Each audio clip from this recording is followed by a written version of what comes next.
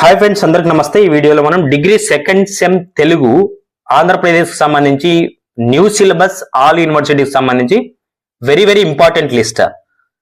తెలుగులో second sem కి సంబంధించి కష్టపడుతుంటారు అనమాట. చాలా మంది ఎలా చదవాలి ఏంటి అనేది చాలా మందికి తెలియదు.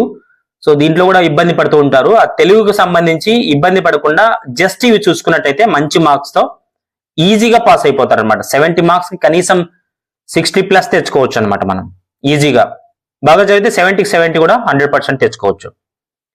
సో అలాగే వీటికి సంబంధించి ఇంపార్టెంట్ లిస్టే కాదు, నేను ప్రతి వీడియో ప్రతి లెసన్ క్లియర్ గా ఎక్స్ప్లెయిన్ చేస్తూ వెళ్తాను. మీ ఫ్రెండ్స్ ఉంటే ఇప్పుడే వాళ్ళకి షేర్ చేయండి, వాళ్ళు కూడా తెలుసుకుంటారు. అలా ఇంకా ఏమైనా వీడియోస్ కావాలంటే కమెంట్ బాక్స్ లో తెలియజేయండి, మేము వాటి గురించి ఆలోచించి ఒక వీడియో చేస్తాం. Okay friends, degree second sem Telugu సంబంధించి ఇంపార్టెంట్ ఒక్కసారి లిస్ట్ ఒకసారి చూద్దాం. ఎప్పటికీ ఇదే ఇంపార్టెంట్ లిస్ట్ అనమాట. ఈ సంవత్సరమా నెక్స్ట్ ఇయర్ అనేది కాకుండా ఈ సంవత్సరం నుంచి కనీసం 4 years బుక్ మారదు కాబట్టి అంతవరకు ఇదే ఇంపార్టెంట్ లిస్ట్ గా ఉంటుంది. ఆ విభాగము 20 మార్క్స్ ఉంటుంది. వీటిలో సంక్షిప్త సమాధాన ప్రశ్నలు వస్తాయి. ఇది చూడండి, ఇక్కడ 4 రాస్తే సరిపోతుంది అనమాట. దీంట్లో ఎన్ని రాయాలి మనము? 7. ఓకే. సో భాష గల నిర్వచనాలను తెలపండి. దీంట్లో మనకి 4 రాస్తే సరిపోతుంది. 7లో 4 రాయాలి. తర్వాత వర్ణం గురించి రాయండి, పదం గురించి తెలపండి, వాక్యం గురించి తెలపండి, మాతృభాష ప్రాధాన్యతను తెలపండి, వెబ్సైట్ గురించి రాయండి, యూనికోడ్ అంటే ఏమిటి. సో ఇలా క్వశ్చన్స్ వస్తాయి. 4 దానికి ఆన్సర్ రాస్తాం మనం. ఒక్కో దానికి 5 మార్క్స్ ఉంటాయి. తర్వాత విభాగం ఆలో చూసినట్టయితే 50 మార్కులకు ఉంటాయి. ఎస్ఏ క్వశ్చన్స్ మాత్రం వస్తాయి ఇవి. సో ప్రతి ప్రశ్నకు కూడా 10 మార్కులు అయితే ఉంటాయి. ఇక్కడ భాషను నిర్వచించి భాష యొక్క ఆవశ్యకతను తెలపండి.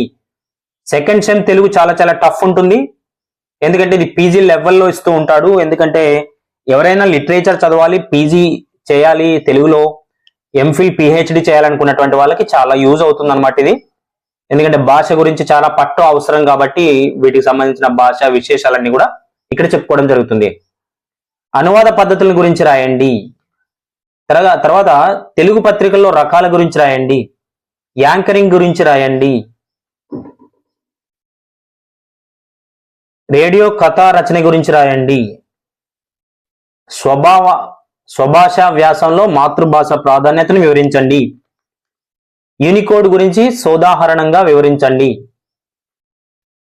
తెలుగులోని ఈ పత్రికలు వెబ్సైట్లు బ్లాకులు గురించి రాయండి.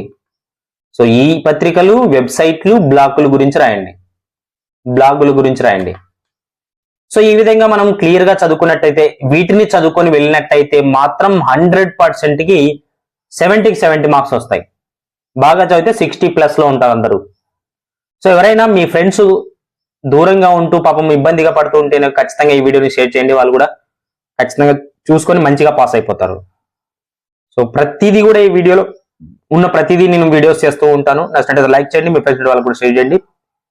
అన్ని కూడా ఆన్సర్స్ తో కూడా వీడియోస్ చేస్తాను కాబట్టి మీ అమూల్యమైన సలహాలు కావచ్చు, ఎక్కడి నుంచి చూస్తున్నారో మీరు కామెంట్ బాక్స్ లో తెలియజేయండి. Thanks for watching. 6600